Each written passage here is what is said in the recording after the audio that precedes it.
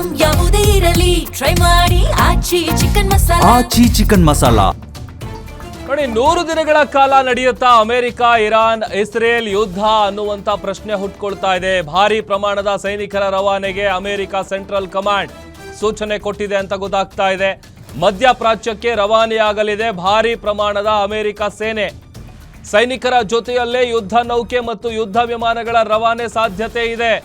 ಅರಬ್ಬಿ ಸಮುದ್ರ ಮತ್ತು ಮೆಡಿಟರೇನಿಯನ್ ಸಮುದ್ರದಲ್ಲಿ ಅಮೆರಿಕ ಸೇನೆ ಬೀಡು ಬಿಟ್ಟಿದೆ. 100 ದಿನಗಳ ಕಾಲ ನಡೆಯುತ್ತಾ ಅನ್ನುವಂಥ ಪ್ರಶ್ನೆ. ಎಸ್ ದಿಲೀಪ್, ಈಗ 6ನೇ ದಿನಕ್ಕೆ ಕಾಲಿಟ್ಟಿದೆ. ಯುದ್ಧದ ತೀವ್ರತೆಯನ್ನ ನೋಡ್ತಾ ಇದ್ರೆ ಬಹುಶಃ ಎಷ್ಟು ದಿನಗಳ ಮಟ್ಟಿಗೆ ನಡೀಬಹುದು ಈ ಯುದ್ಧ? 100 ದಿನಗಳವರೆಗೂ ನಡೆಯುತ್ತಾ ಹೇಗೆ ಅಂತ?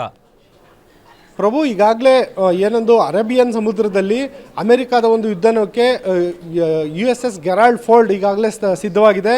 ಆ ಒಂದು ಯುದ್ಧ ನೌಕೆ ಒಳಗಡೆ 100ಕ್ಕೂ ಹೆಚ್ಚು ಯುದ್ಧ ವಿಮಾನಗಳಿದ್ದಾವೆ, ಜೊತೆಗೆ ಅತ್ಯಾಧುನಿಕ ಕ್ಷಿಪಣಿಗಳಿದ್ದಾವೆ.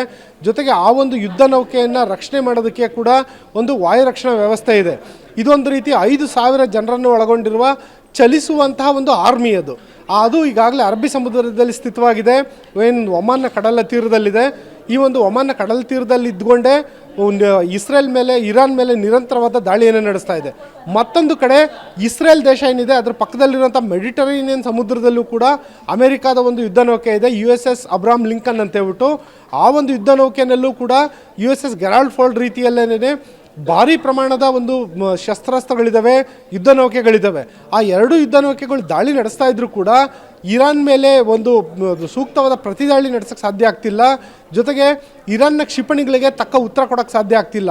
ಈ ಹಿನ್ನೆಲೆಯಲ್ಲಿ ಅಮೆರಿಕದ ಸೆಂಟ್ರಲ್ ಕಮಾಂಡ್ ಏನಿದೆ, ಒಂದು ಸೆಂಟ್ಕಾಮ್ ಅಂತ ಕರೀತಾರೆ, ಅದು ಒಂದು ಅಮೆರಿಕ ಮುಖ್ಯ ನೆಲೆಯ ಒಂದು ಪೆಂಟಗಾನ್ ಕಟ್ಟಡದಲ್ಲಿರುತ್ತೆ, ಅಮೆರಿಕ ರಕ್ಷಣಾ ಕಚೇರಿನಲ್ಲಿ. ಈ ಒಂದು ಕಚೇರಿ ಹೊರಡಿಸಿರೋ ಆದೇಶದ ಪ್ರಕಾರ ಸಾವಿರಾರು ಯೋಧರು, ಜೊತೆಗೆ ಯುದ್ಧ ವಿಮಾನಗಳು, ಜೊತೆಯಲ್ಲೇ ಯುದ್ಧ ನೌಕೆಗಳು ಭಾರಿ ಪ್ರಮಾಣದಲ್ಲಿ ಅರಬ್ಬಿ ಸಮುದ್ರದಲ್ಲಿ ಮತ್ತು ಮೆಡಿಟರೇನಿಯನ್ ಸಾಗರದಲ್ಲಿ ಜಮಾಯಿಸುವಂಥ ಸಾಧ್ಯತೆ ಇದೆ. ಈ ಮೂಲಕ 100 ದಿನಕ್ಕೂ ಹೆಚ್ಚಿನ ಪ್ರಮಾಣದ ಯುದ್ಧವನ್ನು ನಡೆಸೋದಕ್ಕೆ ಅಮೆರಿಕ ಸಿದ್ಧತೆಯನ್ನು ನಡೆಸ್ಕೊಂಡಿದೆ. ಹಾಗೆ ನೋಡಿದ್ರೆ ಅಮೆರಿಕ ಬಳಿ ಶಸ್ತ್ರಾಸ್ತ್ರಗಳಿಗೆ ಯಾವುದೇ ಕೊರತೆ ಇಲ್ಲ. ಯಾಕೆಂದರೆ ಅಮೆರಿಕ ಬಳಿ ಶಸ್ತ್ರಾಸ್ತ್ರ ತಯಾರಿಕೆ ದೊಡ್ಡ ಒಂದು ಜಾಲವೇ ಇದೆ. ಅಮೆರಿಕ ಇಡೀ ವಿಶ್ವಕ್ಕೆ ಸಾಕಾಗುವಷ್ಟು ಶಸ್ತ್ರಾಸ್ತ್ರಗಳನ್ನು ಸರಬರಾಜು ಮಾಡುತ್ತೆ. ಜೊತೆಗೆ ತನ್ನ ಏನೊಂದು ಆರ್ಮ್ಸ್ ಆ್ಯಂಡ್ ಅಮ್ಯುನಿಷನ್ನ ತಯಾರಿಕೆ ಇದೆ, ಅದರಲ್ಲೇ ಅಮೆರಿಕ ಬೇರೆ ಯಾವುದೇ ದೇಶಗಳಿಗೆ ಡಿಪೆಂಡ್ ಆಗಿಲ್ಲ. ಈ ಒಂದು ಉದಾಹರಣೆ ಏನಕ್ಕೆ ಅಂದರೆ, ಇದೇ ಒಂದು ರಷ್ಯಾ ಮತ್ತು ಉಕ್ರೇನ್ ಯುದ್ಧವನ್ನು ಗಮನಿಸಿದಾಗ ಉಕ್ರೇನ್ ದೇಶ ಪದೇ ಪದೇ ನಮಗೆ ಶಸ್ತ್ರಾಸ್ತ್ರ ಕೊಡಿ ಅಂತ ಹೇಳ್ಬಿಟ್ಟು ಬೇರೆ ದೇಶಗಳನ್ನ ಕೇಳುತ್ತೆ. ಆದರೆ ಅಮೆರಿಕಾಗೆ ಆ ರೀತಿ ಯಾವುದಂಥ ಅನಿವಾರ್ಯತೆ ಇಲ್ಲ.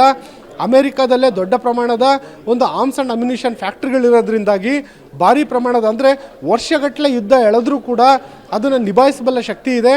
ಆದರೆ ಇರಾನ್ ಬಳಿ ಆ ಶಕ್ತಿ ಇದೆಯಾ ಅನ್ನೋದು ಮೊದಲನೇ ಪ್ರಶ್ನೆ. ಒಂದು ಇದೀಗ ಇರೋಂಥ ಮಾಹಿತಿ ಏನಂದರೆ, ಇರಾನ್ ಬಳಿ ಇರೋಂಥ ಕ್ಷಿಪಣಿಗಳು ಮೊದಲು ಖಾಲಿ ಆಗ್ತಾವೋ, ಅಮೆರಿಕ ಮತ್ತು ಇಸ್ರೇಲ್ ಬಳಿ ಇರೋಂಥ ಶಸ್ತ್ರಾಸ್ತ್ರಗಳು ಮೊದಲು ಖಾಲಿ ಆಗ್ತಾವೋ ಅನ್ನೋದು. ಈ ಒಂದು ಲೆಕ್ಕಾಚಾರವನ್ನು ಗಮನಿಸಿದರೆ ಇರಾನ್ ಬಳಿ ಇರೋಂಥ ಶಸ್ತ್ರಾಸ್ತ್ರಗಳೇ ಮೊದಲು ಖಾಲಿ ಆಗುವಂಥ ಸಾಧ್ಯತೆಗಳು ಕಂಡು ಬರ್ತವೆ. ಹೀಗಾಗಿ ಒಂದು ವೇಳೆ ಯಾರ ಬಳಿ ಇರುವಂಥ ಆರ್ಮ್ಸ್ ಆ್ಯಂಡ್ ಅಮ್ಯುನಿಷನ್ ಮೊದಲು ಖಾಲಿ ಆಗುತ್ತೋ ಅವರು ಈ ಯುದ್ಧದಲ್ಲಿ ಮೊದಲ ಹೊಡೆತವನ್ನು ತಿಂತಾರೆ. ಪ್ರಭು, ಓಕೆ, ಥ್ಯಾಂಕ್ ಯು ದಿಲೀಪ್ ನಿಮ್ಮೆಲ್ಲ ಡೀಟೇಲ್ಸ್ಗಾಗಿ.